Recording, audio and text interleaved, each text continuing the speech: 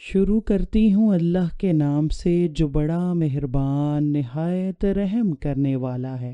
404 سال سے موجود خانہ کعبہ کی یہ عمارت اس سے پہلے 10 مرتبہ تعمیر کی گئی۔ سوال یہ ہے کہ سب سے پہلے خانہ کعبہ کب اور کس نے تعمیر کیا؟ سب سے پہلا حج کب ہوا؟ جب خانہ کعبہ کی عمارت وہاں نہیں تھی تو اس جگہ پر تب کیا تھا؟ کون کون سے نبی نے خانہ کعبہ کو گرا کر دوبارہ تعمیر کیا تھا؟ اس بات میں کتنی صداقت ہے کہ خانہ کعبہ کو اللہ پاک نے آسمانوں سے اتارا تھا؟ اکثر ہم یہ سنتے رہتے ہیں کہ جب حضرت ابراہیم علیہ السلام نے خانہ کعبہ تعمیر کیا تو خانہ کعبہ کی پہلی تعمیر نہ تھی، بلکہ یہ تعمیر تو پہلے سے موجود بنیادوں پر کی گئی۔ جی ہاں دوستو، حضرت ابراہیم علیہ السلام نے جو کعبہ تعمیر کیا تو وہ کعبہ کی پہلی نہیں بلکہ چوتھی دفعہ کی تعمیر تھی۔ ہم آپ کو تفصیل سے بتائیں گے کہ کیسے خانہ کعبہ 10 دفعہ تعمیر ہوا۔ ویڈیو میں آگے بڑھنے سے پہلے آئیے آپ کو اس واقعے کا پس منظر پیش کرتے ہیں کہ جس میں حضرت ابراہیم علیہ السلام نے چوتھی دفعہ خانہ کعبہ کی تعمیر کی۔ اللہ کے حکم سے حضرت ابراہیم علیہ السلام نے اپنی پیاری زوجہ حضرت بی بی ہاجرہ اور اپنے پیارے بیٹے حضرت اسماعیل علیہ السلام کو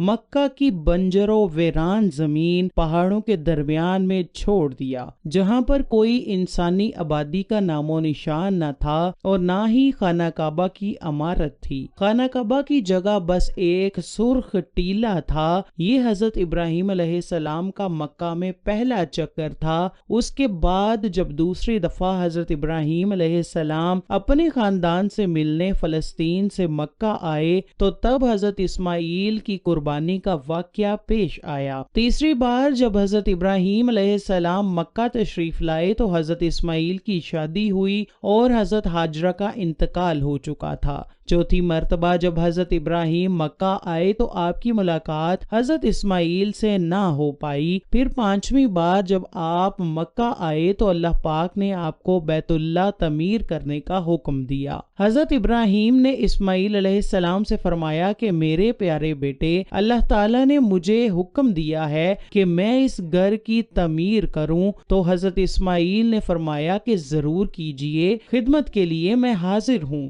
چنانچہ ایک روایت کے مطابق خانہ کعبہ کی بنیادوں کی نشاندہی حضرت جبرائیل علیہ السلام نے کی۔ اس پر حضرت ابراہیم علیہ السلام اور حضرت اسماعیل علیہ السلام نے تعمیر کا کام شروع کیا۔ جب کھدائی شروع ہوئی تو قدیم بنیادیں ظاہر ہونے لگیں جن پر حضرت آدم علیہ السلام نے بیت اللہ شریف کی تعمیر کی تھی۔ بنیادوں کے ظاہر ہو جانے کے بعد اس کی تعمیر شروع ہوئی۔ حضرت ابراہیم اپنے اس بڑھاپے میں ایک معمار اور حضرت اسماعیل ایک مزدور کی حیثیت سے اس کی تعمیر میں لگ گئے۔ کوہ لبنان، کوہ ہرا، کوہ ابو قیس، کوہ صفا اور کوہ مروہ میں ان پانچوں پہاڑوں سے جبرائیل علیہ السلام پتھر لاتے اور حضرت ابراہیم کعبے میں لگاتے۔ حضرت جبرائیل کی نشاندہی پر جبل ابو القبیس کی کھوہ سے 2 پتھر حضرت ابراہیم علیہ السلام کو ملے۔ ان میں سے ایک حجرہ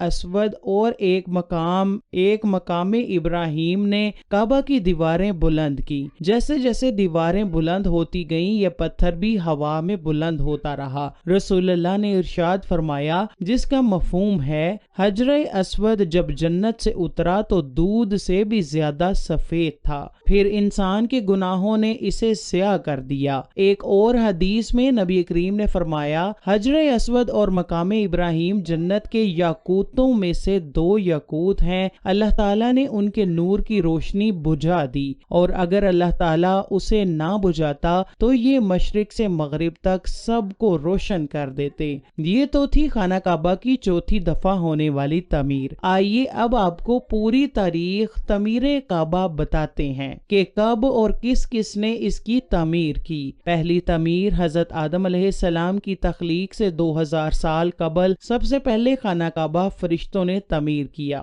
تفسیر قرطبی میں لکھا ہے کہ جب اللہ پاک سے فرشتوں نے کہا کہ انسان تو تخلیق کے بعد زمین میں فساد بھرپا کرے گا اور بہت خون ریزی ہوگی، جس پر اللہ پاک نے کہا کہ جو کچھ میں جانتا ہوں وہ تم نہیں جانتے، فرشتے یہ گمان کرنے لگے کہ اللہ پاک ہم سے ناراض ہو گیا ہے۔ وہ طواف کرنے لگے اور اللہ پاک کی تسبیح بیان کرنے لگے، تو اللہ تعالیٰ نے ان پر رحمت نازل فرمائی اور عرش کے نیچے حسن و جمال میں بے مثال گھر زبر و جد کے 4 ستونوں پر قائم فرمایا، اور یہ گھر بیت المعمور کے نام سے متعارف ہوا۔ سورہ طور کی آیت نمبر 49 میں اللہ پاک نے بیت معمور کا ذکر فرمایا ہے۔ بیت المعمور 7ویں آسمان میں عرش کے سامنے کعبہ شریف کے بالکل اوپر ہے۔ آسمانوں میں اس کی حرمت ایسے ہی ہے جیسے زمین پر کعبہ معظمہ کی حرمت ہے۔ یہ آسمان والوں کا قبلہ ہے اور ہر روز 70,000 فرشتے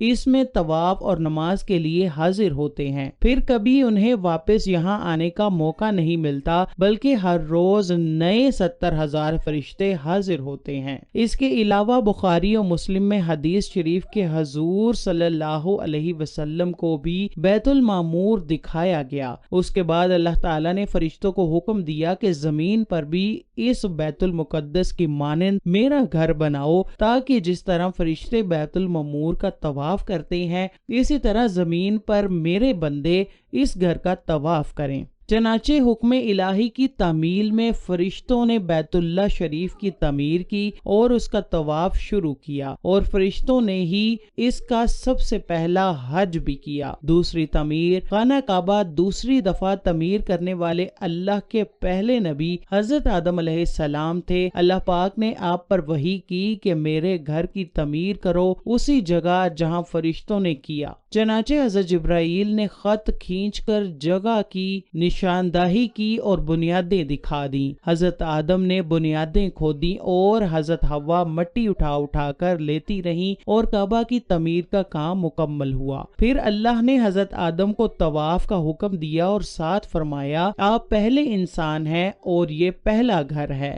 تیسری تعمیر وقت کے ساتھ ساتھ کعبہ کی دیواریں کمزور ہوئیں تو حضرت آدم کے بیٹے حضرت شیس علیہ السلام نے مٹی اور پتھر سے خانہ کعبہ کو دوبارہ تعمیر کیا، جبکہ کچھ مفسرین کا کہنا ہے کہ حضرت شیس علیہ السلام نے صرف مرمت کا کام کیا تھا۔ چوتھی تعمیر طوفان نوح میں خانہ کعبہ کی عمارت غائب ہو گئی تھی اور یہ جگہ صرف ایک اونچے سرخ ٹیلے کی طرح رہ گئی تھی۔ پھر حضرت ابراہیم علیہ السلام نے حضرت جبرائیل کی نشاندہی پر اسی بنیادوں پر تعمیر کی جس پر حضرت آدم علیہ السلام نے کی تھی، جس کو اللہ پاک نے سورہ بقرہ کی آیت نمبر 127 میں بیان فرمایا ہے۔ پانچویں اور چھٹی تعمیر خانہ کعبہ کو 5ویں بار قوم عمالقہ اور چھٹی مرتبہ قبیلہ جرہم نے تعمیر کیا۔ قبیلہ جرہم میں سے جس شخص نے یہ کام کیا اس کا نام حرس بن مغاز اصغر تھا۔